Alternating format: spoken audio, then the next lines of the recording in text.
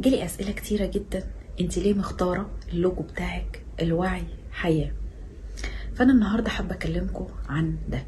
انا لايف كوتش شيماء حزة، كوتشنج افراد ومجموعات ومؤسسات، وهبقى سعيده جدا بالتواصل معاكم سواء من خلال الواتساب او من خلال المسائل الخاصه او من خلال اللينك اللي تقدروا من خلاله تحجزوا على جلسات كوتشنج.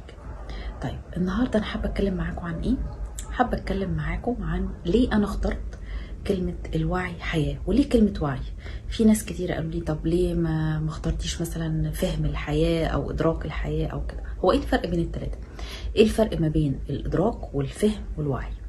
طيب مبدئيا كده انا مش هعرف ادرك شيء الا لما ابدا اعرفه الاول. يبقى المعرفه بتيجي الاول، بعد كده بيجي الادراك، وبعد كده بيجي الوعي.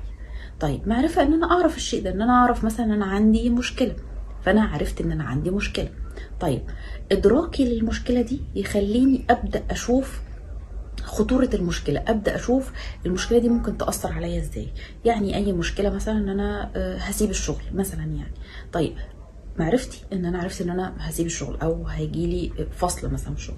طيب ادراكي هبدا افكر في الجوانب السيئة اللي ممكن تعود عليا من خلال ان انا هسيب الشغل ده، وابدا اشوف ايه الحاجات الاثار السلبيه. خلينا نقول الاثار السلبيه، فانا كده ادركت ان في اثار سلبيه هتقع عليا من خلال ان انا اسيب الشغل ده.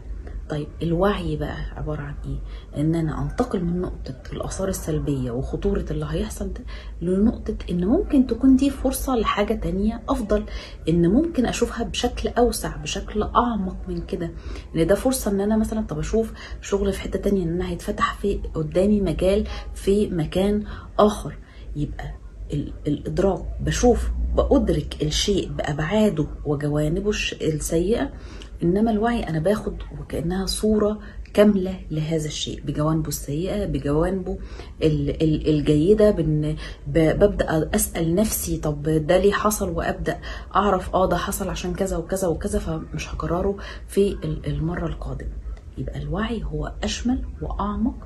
الادراك لما بادرك الشيء وبعد كده ببدا افعله، انا كده دخلت في مرحله الوعي.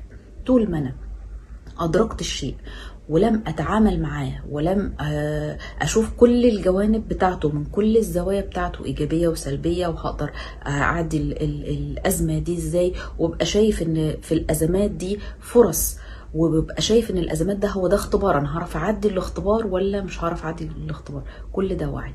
الوعي اشمل واعمق واعم من الادراك. عشان كده انا اخترت مفهوم بالنسبه لي يمثلني اللي هو الوعي حياه، لان هي الحياه لو اخدناها من مفهوم المعرفه وفقط فمش هنعرف نتجنب الاخطاء اللي احنا بنقع فيها، ولو اخدناها بجانب ادراكي وفقط هتبقى بنبص للموضوع من نظره احاديه، نظره سلبيه، او نظره ايه الاثار اللي هتقع عليا وفقط.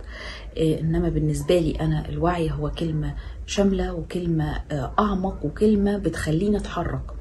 الوعي هو بتحرك في مكاني، بتحرك منه، بتحرك لوصول لحلول، بتحرك ان انا مش عاجبني الوضع اللي انا فيه.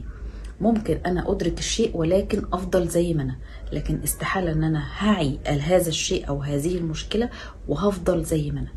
الوعي هو البحث عن حلول والبحث عن تطوير والبحث عن الحركة، بغض النظر عن النتائج، لكن في حركة. طول ما في حركة وفي اتساع وفي بشوف الموضوع من اكتر من زاوية، فهو ده الوعي. عشان كده انا اخترت ان الوعي يكون اللوجو بتاعي، ان انا الوعي بالحياة.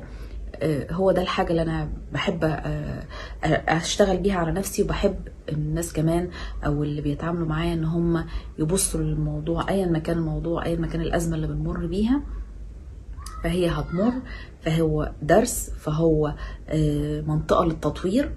عشان كده انا بستخدم اللوجو ده.